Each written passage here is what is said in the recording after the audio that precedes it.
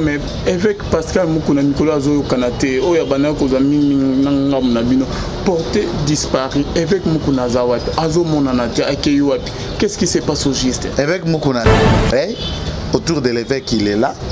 Et ça, Dongolomiso, dignitaire et régime ya Kabila qui est encore dans CNS et autres, il ne cède pas à ce genre d'intimidation, il continue et nous l'appelons à continuer. Impossible, après la CNS, il a continué à parler, il parlera. Pascal avec Mukuna Serré arrêté. Il y a cela 3 jours. Est-ce qu'il y a ça arrêté. Pascal avec Mukuna Serré arrêté. Il y a cela 3 jours. Est-ce qu'il y a ça arrêté. Pascal Mukuna Zosaliza, on dirait que flatterie Moboy. Mais ça n'a pas ça na moment Kabila, pourquoi pas dénoncer Bamamionso après avoir protégé par Kabila, Kolia Bambo, le loi Balouke, n'est mon père ou Balouke la Binolobi, non? Negorangai. Que quelqu'un peut un jour avoir défendu Kabila.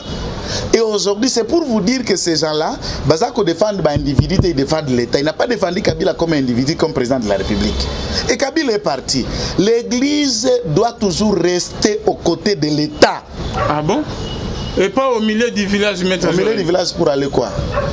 L'Église reste toujours aux côtés de l'État. Okay, puisque l'Église ne soutient que toute autorité vient de Dieu. S'il y a une autorité, c'est que c'est Dieu qui l'a établi. Si Félix vient, c'est Dieu qui l'a établi. Mais on ne peut pas que mettre la main à un Zambatier. C'est ce que la Bible dit. Mino bokotika sko autorité on Zambatier ou que ne ko soutenir nan. Azalaki na Kabila, monsko Kabila ra bande konayo ba kambaki pendant 18 ans ba baby simboka, ba bomi ba entreprise sous les lagons et aujourd'hui, ils se mettent même à copier ça ba leçon de gestion et autres. Ndekonangai. Et continuer en tant que pasteur, il y a que continuer à prêcher, à croire à quelqu'un qui a amené le pays là où il est. Il croit à un changement. Et quand on dit évêque ne soutient pas le président de la République, mais il soutient le Congo. C'est pourquoi il insiste, FCC cache, et l'ingi kolobaka kamboke za ya bangote za FCC za ya cache temboke za ya bisoso ba congolais. Il ne soutient pas les cash, il ne soutient pas le FCC, il n'est pas contre les cash, il n'est pas contre le FCC, il est pour l'État, pour l'antivaleur, pour la mégestion, pour les salelo, Yamabé. C'est ça, c'est ça. Pendant ces 18 ans-là, nous disons même ça.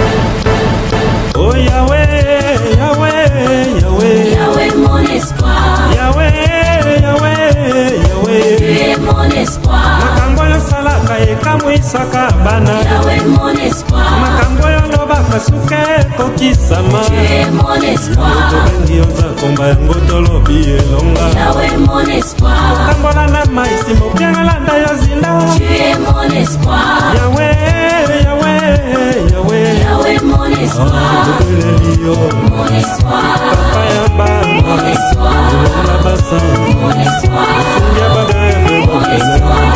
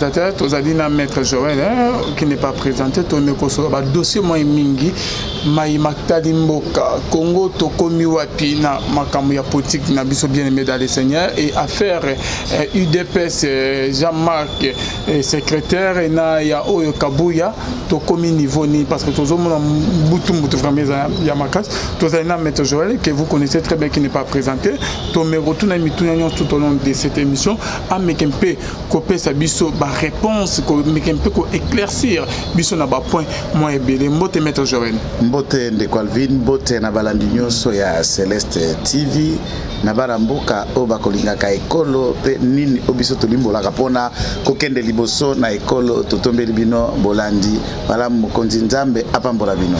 OK, Maître Joël, merci beaucoup. Ba dossier za moi mi Maître Joël.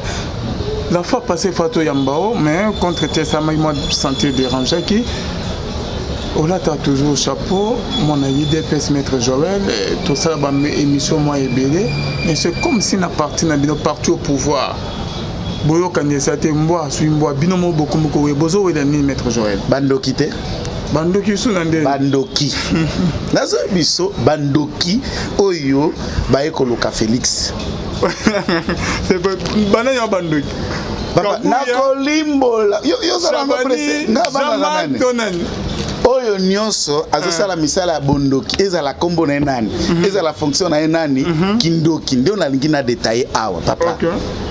Félix touti na élection o eleka ki poya comme président de la République après eko gagné IDPS tozui be 32 députés nationaux ya pamba sur 500 32 soko kamati 500 moins 32 okoyeba tous les députés qui ne sont pas de l'IDPS. INC, 17 députés. Sur INC, na 32 députés à IDPS. Tous à combien de députés? Moins de 60 députés de cash. Au Kamambo Kandengene.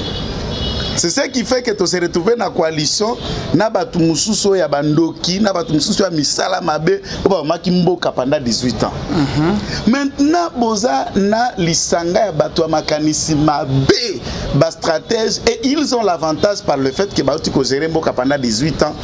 Vous cherchez, il y a le beau vendre dans la partie, beau réfléchir autour de Mokonzamboka, beau le memele makanisi nini ya kosala, vous cherchez comment ya ko écarter nani, comme si IDP c'est comme une ndaku na yo, et comme ebonga na yo, même président Félix, ndengazawa na banda IDPS te.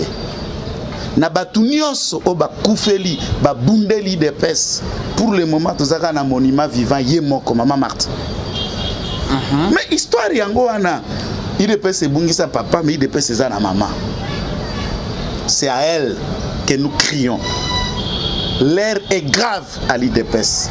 Basoda bakoti temple à démocratie, masase beti, batu bazoki et on écarte, on change les choses bandeko. Totangi kelasi. Ngandenge naza boye, naza pro Kabund, naza pro Jacquemain. Les deux sont mes hommes et je les aime, je les soutiens. Mais division, séparation, koekate Jacquemain na batu nyonso baza simana notamment na CEP ezali erreur grave. Et où est comme là qui parle et comme il apporte un peu ya IDPS. Ah bon? Disparition à partir yangoana. Maman Marthe. Mokonzi mboka.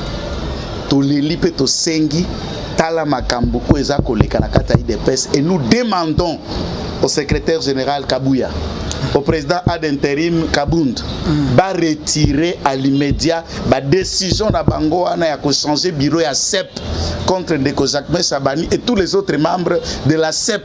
Fragiliser l'IDPS en interne, c'est fragiliser le président de la République. Pekotikaye à la merci, il y a des dinosaures, des bomi, des dongolomi sur la FCC.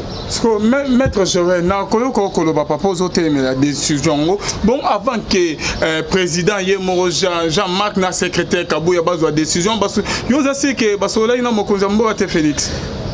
Non, peut-être au bango basola qui papa, tous à la carte kuna ya politique. Ngala za longi ya ko présenter na obangana. Est-ce qu'on va me présenter na limité que tala yekuna to pas nani tala yekuna ou bien le pas internaute, vous allez leur dire voilà c'est celui-ci, ils savent qui je suis. Et dans ma bouche na banga pas mokonzi nzambe. Boloko na banga ngote. Oh bakosala obe na banga ka ngote intimidation ekotaka te.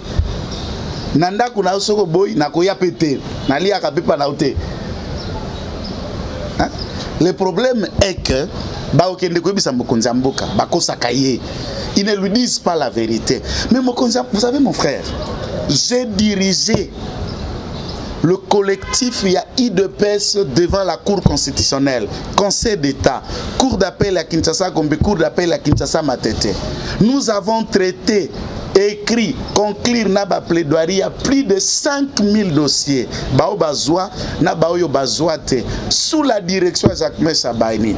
Na bureau ya CEP, ou ezalaki bureau ya nani ya centrale électorale, ezalaki sima orgamani, na na pesa ki lopango ngo lopango mwana mboka, Vital Camero apesa kande CEP mi bale. CEP ya INC, ou ya biso ya IDPS, ezalaki wana ensemble sous la supervision. Ya Jacques Meshabaini na koto ya maître Stache, actuel ministre ya énergie renouvelable, maître Stache Azalaki, président CEP Kuna, Jacques Meshabani, président ya CEP Ngamboyo, et tous les bureaux de coordination des volontaires et des avocats ont passé des nuits et des nuits là. Tous les personnels de la Cour constitutionnelle savent. Papa, moi na mobali oyo a sali musala depuis contentieux à présence de la République, ba d'IDPS, ba députés provinciaux, nationaux, sénatoriales, nous avons travaillé sous sa supervision, moi y compris. J'ai quitté la Cour constitutionnelle 1 heure, 2 heures, 3 heures, et dans quel effort qui nous payait? Le seul député qui était autour, il y a Batunyo Sovala Konyoko Makuna na contentieux Zalaki, honorable Raba Tumona, qui envoyait ses moyens de temps à autre, honorable Rémi Massamba, na quelques 2 ou 3. Le reste, on a 10 francs à couper ça alors qu'il était candidat député, alors qu'il était allé comme ça mandé pour naïe. S'il faut s'atteler au Sakma Salaka Salaka Boy, qui est parfait, qui peut clamer l'innocence, Lelo, qui est Mabo Koneza Pembe, Jacques Mendaza Mabe, Ozababe, papa. Bozala kovanda na monga fula na kati kuna bouta ba monga fula komi kovanda na motel fikina na 13e rue okota na IAC ozosomba biloko ya $16,000 ya meuble ya kokipe na ndako na yo osala ka wapi ozimbo wango wapi et tout a changé pour pas qu'il n'était à commission ad hoc batala enrichissement illicite même toi-même tu avais qui nous rave 4 il y a 2 portières badji pour commencer à ngo ba cortège ozu yango posala ka wapi papa il faut y honte boka pesoni maître donc bovandi wana likita pour que bo fidéliser soki mutolobi okabunda lobi oza la kati ya parti okabuya lobi oza la kati ya parti soko zo kanisa lokola bangote IDPS et fonctionnaka na ba courant de pensée. Ça veut dire des gens en interne, mais qui ne pensent pas comme toi, qui ne pensent comme vous. Et Papa Tshisekedi a géré tous les courants de pensée au sein. Quand tu réfléchis Kaboun, tu es Kaboun. Tu réfléchis Kabouya, tu es Kabouya. Ceux qui Peter Kaza dans le Bible, il faut abattre. Ceux qui Nani Paul Chirumba le Bible, ceux qui professeur Chirumba le Bible, ceux qui Tony Mwambalbi, et nous restons dans l'idée unique. Zakari Bayaba Poussana Pola Kolukakosunga Mukonzi Amboka, on contrecarre, on ne laisse pas l'espace à quelqu'un puisqu'on ne peut pas vous prendre la vedette. Fils à réfléchir, fils Mukokonde Boy. On tresse toujours des pots de bananes et on ne récupère que Badjalelou qui les entoure autour d'eux dans les mauvaises pensées. Et l'IDPS est en train de partir dans un ravin. Et le président doit décider rapidement pour mettre sur pied des bons animateurs, relever équivoque. Et Kabound, Kabouy et tous les leaders doivent rappeler rapidement la décision de Bangwana Bazongissa. Et que les partis a de règles. Ad intérim les a assurés et intérim et qu'on a assuré conformément aux droits administratifs. Nous en appelons également Jacques Meshabani. Nous avons appris qu'à saisir la justice. Il doit arrêter ça. Donc régler notre Makambourabiso en interne. il doit stopper avec la saisine et la justice. Tokopé Sakaka Badongolomi sous spectacle inutile pour trouver des éléments il y a qu'à fragiliser le président de la République. Ozomona te que binomo maître Joël bozo bimisa bosoto na bino libana maître Joël. Est-ce que le Congo boka ko traiter entre binoté au lieu que bima na poisa boy? Basusu il ne jure que par le fétiche Kindoki et pour vous savez ndeko mutunyo sauti na pauvreté lokola yo. Barishissement à 15 heures etinda kamtuna baerero bozo sala wana. Etinda mtuna baerero wana bozo sala. Est-ce que changer les animateurs à la CEP, c'est la priorité que l'IDPS a? Qu'est-ce que vous reprocheriez à ces derniers pour avoir levé les temps que ad intérim conformément à l'article 26 et à Stati et Zalaki Bongote où ils ne partagent pas les mêmes opinions que vous? Si Kabouya, secrétaire général de l'IDPS aujourd'hui, à 30e ou bien 35e, combien de secrétaires généraux sont passés à l'IDPS? Combien de gens ont assumé cette fonction? Si vous êtes là dans la période où l'IDPS est au pouvoir, vous n'êtes pas devenu le dieu de l'IDPS. Parti on est dangereux. Solo la mère bien maman matako ebiso amoni bato tour ya papa amoni bato batraisa e amoni bato batuba embeli na Mukongo et cette dame connaît l'histoire. C'est à elle que nous crions, c'est à elle que nous en appelons mère Sokoti Kibongo. C'est que ces gens-là vous disent que Oyaza traître, Oyaza tête et aussi sont des incompétents. Maître Joël, merci beaucoup. Aujourd'hui, Maître Joël, la base réclame le départ. Il y a Jean-Marc Kaboun na Kabouya, Maître Mokonza Mboka, avant comme Mokonza Bango, que Yoka base. Akoyo que la base, cette fois-ci, parce que va réclamer le départ. Il y a Jean-Marc na Kabouya. Merci. On a des réclamations à base. Moi, je ne voulais pas dire la même chose que la base. Moi, je ne souhaite ni le départ à Kabound, ni le départ à Kabouya. Je ne souhaite non plus ni Kabound, ni Kabouya, exclure Chabani et tout son bureau à la professeur Chilumbaye. Moi, je voudrais que la gestion soit pour tous et pour toutes. Batunyo sona Jacquemin, na professeur Chilumbaye, na Kabouya, na Kabunda, Peter Kazadi et dans l'ensemble, je n'ai cité Wakwenda, notamment pour la CNDP. Tout le monde va revenir autour de l'unité. On n'écarte personne à ce jour. Kolongola Moutoza ko se fragiliser. Naza d'accord na départ à mon côté, mais naza d'accord na unité. Naza d'accord na humilité, naza d'accord na respect à texte. C'est ça un état de droit nous devons appliquer. Ba texte sociétaire oza ko unir kuna bastati, règlement d'ordre intérieur et beaucoup plus d'humilité. Il ne faut pas considérer Moutoza na opinion ou ekokani na yozo kanisate comme un ennemi ou une bête à abattre. Si tu as la possibilité de signature, maintenant tu cultives utiliser Batou pour écarter pas de fausses signatures, des pétitions, de révocation. Non, ça c'est de la lâcheté pure et simple. Je ne souhaite le départ ni de l'un ni de l'autre. Ba combattant, batianase. Tozo lukande imité. Batunyo soana bayokana. Batunyo soana bazongela sima. Tous en file indien, lokola mutumoko sima mokonzi mboka. C'est de cette façon-là que nous pouvons les aider contre l'FCC, papa. Toza na coalition na bandokioyo, na batoyo. Qui ne réfléchissent que le mal et comment détruire. Politique de Bangozi à débauchage, politique de Bangozi à division. Botalane ba komisa palou. Moutounio soit sangana na peut perdre, parti en elala. Mais à ce stade, oui, Tolali na nous te miyali si nous ne comprenons pas. Bien sûr, sotoke botoke tout droit na libulu pe émission yo.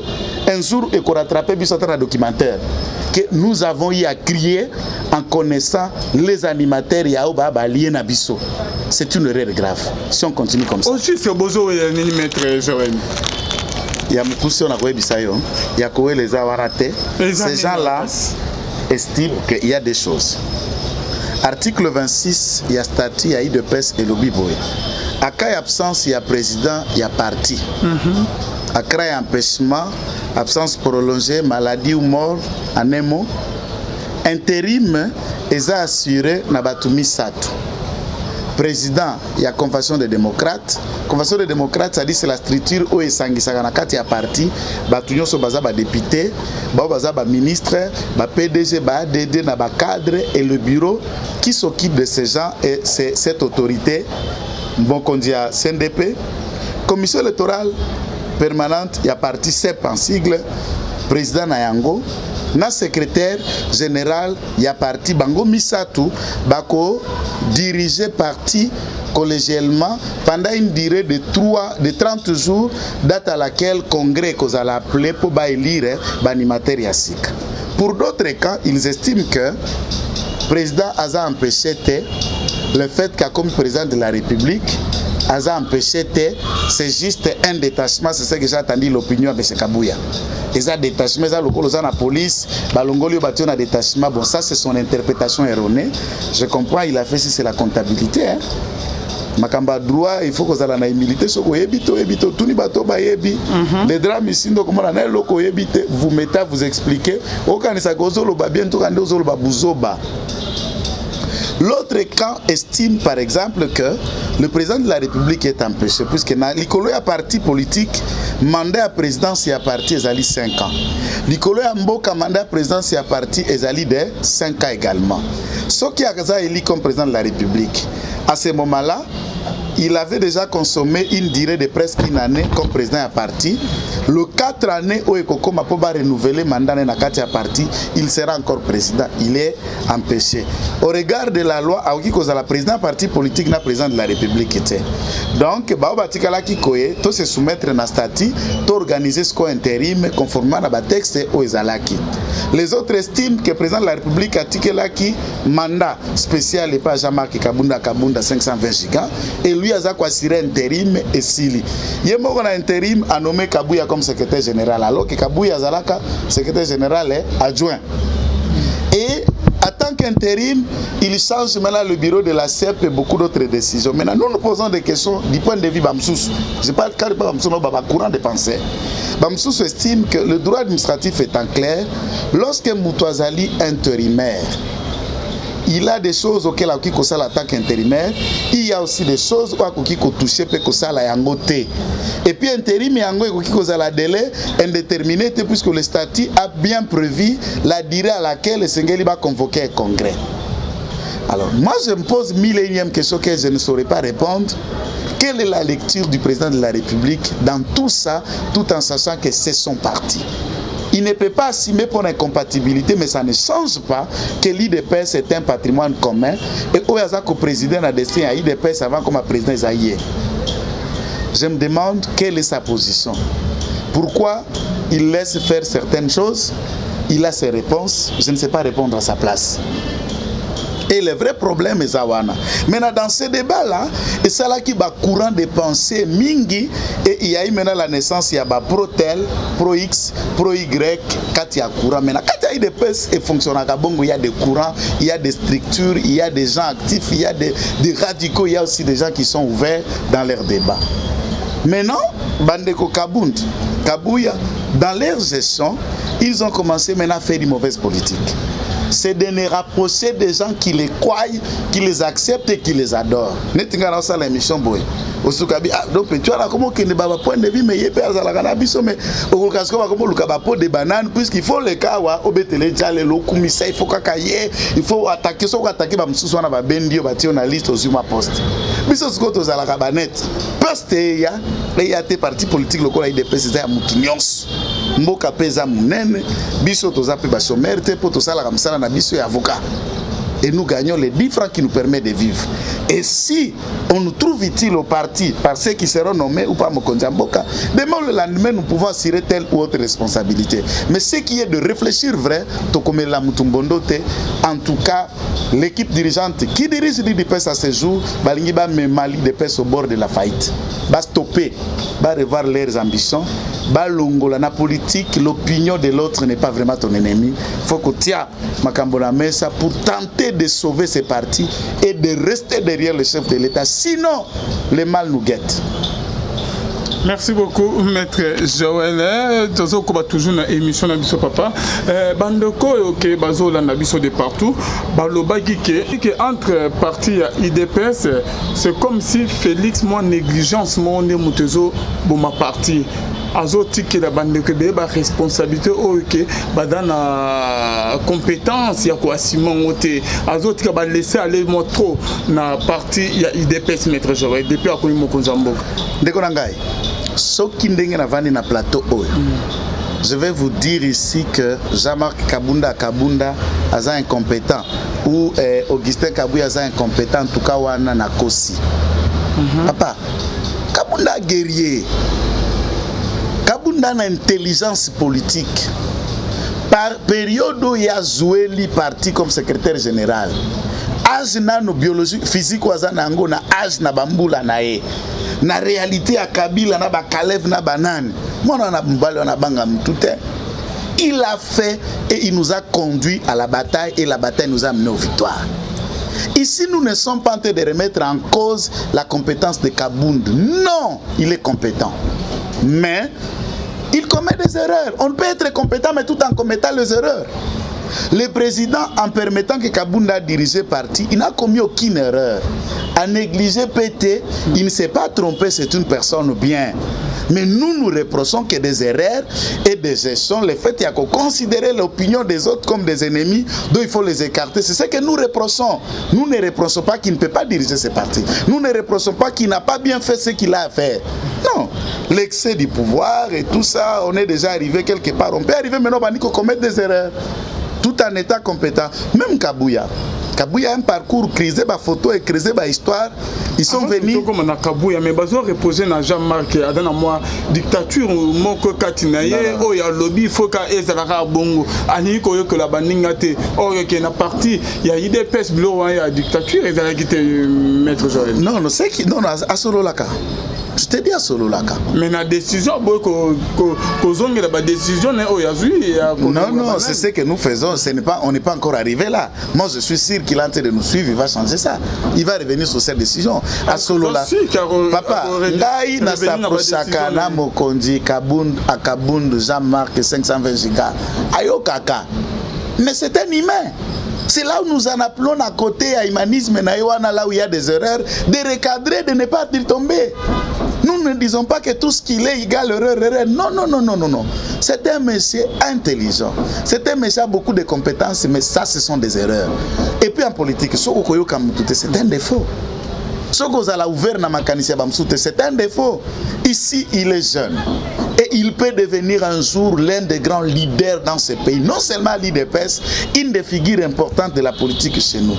Il doit chercher à côté la nini, anti-valeur, nini comme erreur, et qui longo la qui leadership na ewana, peut qu'on dans le plus bas niveau de l'échelle. Là, il est au sommet. Là, il est au-dessus. Être numéro 2 n'a pas les mains, il peut-être.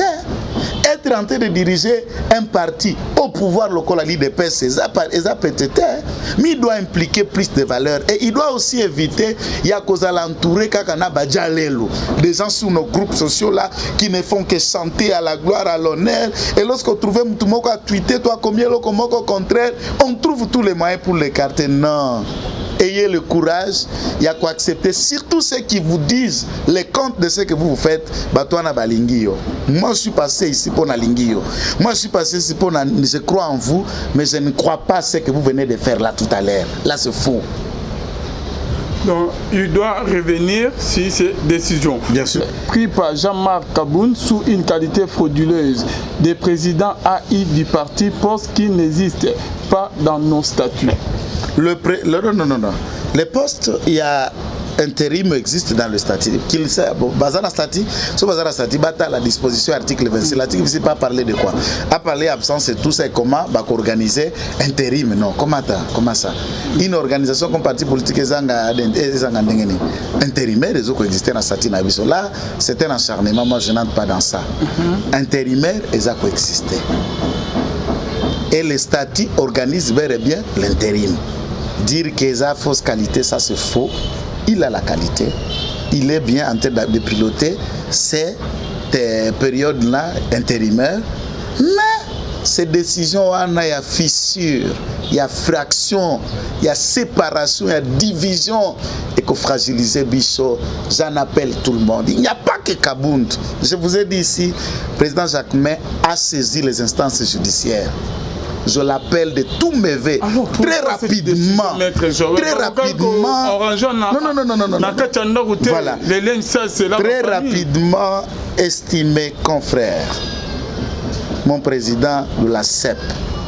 Souvenez-vous du tout grand travail que nous avons fait avec la Cour constitutionnelle, Conseil d'État et autres. avec loyauté, abnégation, nous vous fassions rapport de tous les dossiers. Tu es un avocat intelligent et autre. Ton sens d'humilité te précède toujours. Stop cette action judiciaire. Regardez droit le président de la République, boutique arbitrage.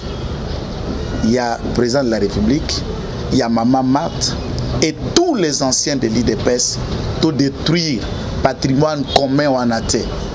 Tout ce qui est samba makambonabiso na IDPS, liboso ya ba juge na ba magistrat. Et que l'opinion, la presse va ramasser en tout cas ce qui te sale en Tolingi Félix. Mais silence paye à Félix Nezo comme ça. Il n'est pas en silence. Peut-être que la réaction est l'équipe directe de la presse. Il est en train de parler. Le président ne parle pas seulement par la presse de Conalvin. Il y a aussi des canaux qu'il a chargé d'émissions, il a son téléphone. Quand le président est au téléphone, comment on a presté? Il a déjà appelé et nous sommes au courant qu'en coulisses, il a tonné sur tout le monde et il est en train de chercher à ce que Makamboza l'a recadré. Et nous félicitons déjà sa position de ce que nous savons en coulisses comme il a déjà pris cette décision. Nous félicitons aussi en coulisses la décision de maman et à conseil local la sage. Il y a parti pour Tambolina papa partout. Jusqu'à ce que papa rendit la mère était là. S'il y a des choses, il y a Souka ou papa Loba peut-être attiquer la mère, et sa mère Makambo, mère Azanano. Et c'est à elle et à sa sagesse. C'est une femme politique, c'est une femme combattante. Et de ton vivant, mère, tu ne peux pas permettre que ces grands combats aient à la saboter par l'amateurisme, la vidité du pouvoir, l'orgueil, la cupidité. Non, non, non, non, non. Vous devez recadrer ça. Maître Joël, et là, on comprend, c'est comme si Binonions tout, vous allez contre la décision, il y a Jean-Marc, Maître Joël, dans mon écoute, il y a Parlement debout, et là, on commune à titre de non, Jean-Marc sacrifié par Félix, c'est comme si Binonions tout, vous terminez la décision, pourquoi? Attends, mon hasard pour y être. Moi, je vous dis ici, je vous dis que je suis pour Jean-Marc. On se dit pour Jean-Marc. Alors, pourquoi à revenir dans la décision? Mais bien sûr, à revenir dans la décision, puisque je trouve que fragiliser Bisso en interne, qu'écarter Jacquemin, tous. Et puis, du point de vue géopolitique, nous connaissons à l'origine Wapi Ndeko Jean-Marc Aouti, Wapi Ndeko Kabouya Aouti, Wapi Ndeko Jacquemin, il n'est pas le seul, bien sûr, il y en a d'autres. Il le représente quoi? C'est le Grand Kivu. Jacquemin originaire du Nord Kivu. Et à majorité, l'IDP, c'est Zarabakad, Naïma et Belé qui sont Kassaï. Ça, c'est naturel, c'est normal, c'est là où le combat a commencé. Alors, Ekopé, ça peut, moi, et là, comme on connaît, il y a la marginalisation, la régionalisation, le tribalisme, ce qui n'est pas bon. Ce qui n'est pas bon. C'est ce que nous ne voulons pas, des décisions où éco-fragiliser parti, éco-fragiliser combat, au jour où nous sommes autour avec des ennemis dangereux, soi-disant liés autour de la coalition. Merci beaucoup, Papa Joël. Tout le monde a posé mes questions, monsieur Ezali, tout le monde a posé des questions, mais avec Pascal Moukouna, Nicolas Zoyo Kanate, Oya Bana Kozami Nangam Nabino, porté disparu, avec Moukouna Zawat, Azo Monanate, Akeyouapi. Qu'est-ce qui se passe au geste? Avec Moukouna Zali, avec Moukouna Zan, un ancrage populaire, l'éveil patriotique, c'est une démarche auquel personnellement moi je soutiens ça.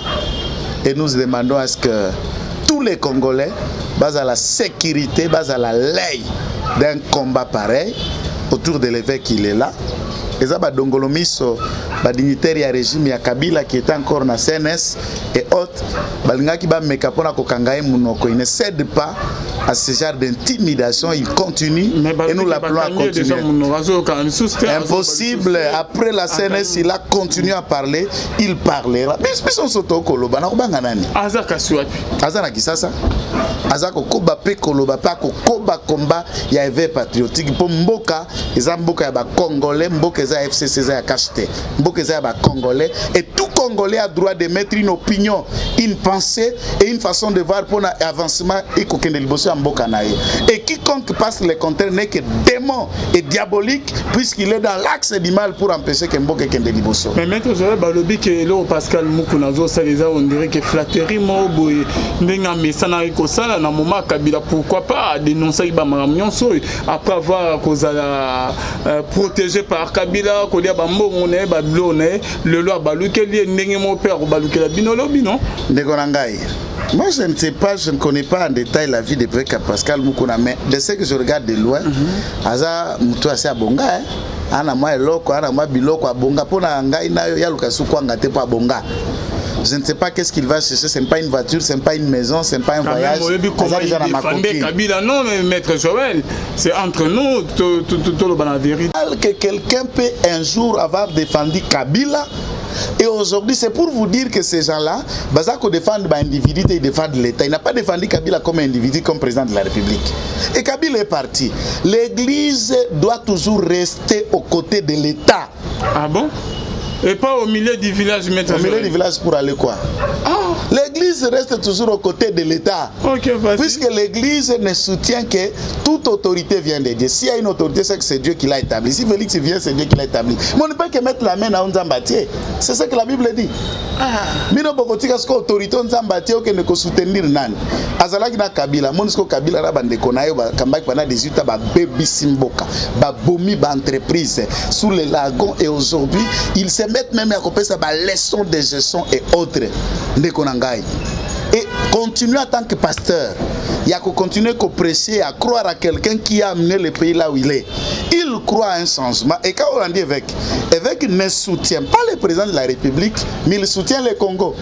C'est pourquoi il insiste, FCC cache, et l'ingi kolobaka kamboke za ya bangote za FCC za ya cache temboke za ya bisoso ba congolais. Il ne soutient pas les cash, il ne soutient pas le FCC, il n'est pas contre les cash, il n'est pas contre le FCC, il est pour l'État, pour l'antivaleur, pour la mégestion, pour les salelo, Yamabé. C'est ça, c'est ça. Pendant ces 18 ans-là, nous disons, même s'il n'a pas dit à ce temps-là, papa, il n'y a que les imbéciles qui ne changent pas. Ah bon? Si aujourd'hui, est-ce que... C'est comme si tu vas me dire, moi, mais on te connaissait, tu étais Kadogo. Qu'est-ce qu'il veut dire? Même si j'étais Kadogo, cela ne veut pas changer que je dois demeurer dans le... Je vais vous dire une autre question. Madame de Parvin. Savez-vous que parmi les cofondateurs, il y a un père, Papa Tshisekedi Azalaka Nakati, manifester en Sele et autres. Et il était l'un des bons collaborateurs à président Mobutu. Donc vous allez dire que Papa Tshisekedi ne pouvait pas se relever dans la tresse parlementaire. On appelle les lois IDPC comme à place Zawana. Pourquoi? Puisqu'il a travaillé avec Mobutu. Savez-vous que Vital Kamerhe a été l'un des créateurs, initiateurs à PPRD pour commander Zaliwana? Savez-vous que M. Katumbi a été l'un des membres importants à PPRD et tout le reste de tous ceux qui se trouvent ici? Savez-vous que Tchibala est à l'IDP, ça va devenir kabiliste? On peut avoir été dans un camp, mais au Vandi, Maé, les Zongobit, en tout cas côté Naza, c'est l'axe du mal. Vous venez maintenant dans l'axe du bien, Mabeza Wapi. Tout le monde peut avoir fait ça dans le monde. Et nous ne regrettons pas d'avoir été, si lui a été avec Kabila et qu'il trouve que Kabila c'est l'axe du mal, il se soutient maintenant à côté à Congolais. Kabila lingimboka ote na batune nyonso balingimboka ata mukete binende bolingimboka nde tozana makanisi ya kolinga mboka mena bandoki lokolo bakoluka ko détruire des personnes wana te. Maître Joël, il paraît que Pascal Évêque Mukuna serait arrêté. Il y a cela 3 jours. Est-ce qu'il y a ça au Bakangi? Aza arrêté. Aza Viva, il est à toute liberté avec ses mouvements et on ne l'a jamais arrêté. À commettre quelle infraction? Non, propos à déplacer. Contre Nani. Oui, mais comment on aime beaucoup les autres? Il a évité, propos à déplacer contre Nani et qui s'est plaint. Puisqu'il a parlé de personnes contre Nani. Et Nani a mis Nana Fundi. Afundi Nana a déplacé contre Nani qui s'est plaint dans l'instance Nini. Et biloko na système Kaleva Bando Sakana na ner za sous les lotin qui yo lali ono bonga inde kingani ya ner vous descendez no seulement la ner papa keba ata peuple ça ibero zaka wa ner loko kuta résistance tout le monde sait que bakaswa nesi là bisale lo no biso de miapi keba qui tu par l'épée tombera par l'épée. Merci beaucoup, bonnes amis, Lola, ils offrent ta bien-aimé. Tu connais presque dans ce cas, il y a émission rien que la vérité. Maître Joël de Loba, concernant l'arrestation des Osama Mikolo, Yabakondi, Yomonyonden. C'est un début. C'est un début d'une nouvelle ère. Ce que nous voulons, et c'est l'arrestation à Blefte, juste pour tromper l'opinion, montrer que l'état de droit est en marche. Tolingi et Kende na Mozindo, toi rappeler la conclusion na yango. C'est déjà un pas. Pour elokopé moko na biloko e boma kabila, impunité. Donc yo ibana yo détruit na kabila kangi miso ye azalaka na bokonzi. Mais ndenge mokonzi ya mboka ena miso, otie loboko na kesi ya l'état. Justice peut tirer le bok. Pe awa ndeko Alvin nazoye bisa yo za journaliste tambola na parquet général près la cour de cassation. Procureur général wana sango na bipa na bipa vie mumba sakana kate. Avec sa présence là, la parquet général près la cour de cassation. Bako lapa. Ye babako, ayo kaka conscience n'est pas mi beko. Et nous voulons tous les juges et magistrats, baso exemple, il y a PG, près la cour de cassation actuelle, le PG Mumba, auquel nous félicitons déjà, et qu'il demeure dans sa rigueur. Le pays a besoin de la justice, impunité, les kaki. Bape Simboka, batonga so de mito, batonga balabala, yo zui. Yo tonga yo bandako, yo saloba villa na poto, ba appartement et ba congolais ba bandako kemba meyo za ko bonga. Exact. Et en fait, la Bible le dit justice c'est élever une nation. Bon, injustice c'est ça que tombe la nation, tout ça qu'on détruit. Et comment on peut arriver à la justice si ceux qui commettent des forfaits, au bako buka mibeko, bako kangamate pe ba répondre na ba acte na bangote conformément à la loi. C'est ça que nous en appelons. En tout cas, nous encourageons. Nous voulons ezala wanate. Nous voulons peu banquette sérieuse et salima. Merci beaucoup, Maître Joël. C'est la fin de notre émission Rien que la vérité. Votre numéro de contact. Numéro de contact Nabiso pour la bande de connaissances Vaza Kolanda Biso. Ezali plus 243 99 119 34 33 9 119 34 33. Que le Seigneur vous bénisse. Merci beaucoup. Merci à Arnaud Kamandé qui était derrière la caméra. Qu'on se trouve à la prochaine. Bonzambe, na Bonzambe, Lola, Ezofute, Elongo, Nafilo, Mukoya, Motema, Vivien, c'est le mot depuis Londres. Na maman Gisèle, Lokelo, Motema, Papa Emmanuel, na Boston, P, na la bouche autorité de l'Éternel de plusieurs équipes de pasteurs, Feza, Missia, Nzama, Lola, Amona, Amona, maman Gisèle, Lokelo, Topession, Botpe, les frères, Papi, Kongena, Bye.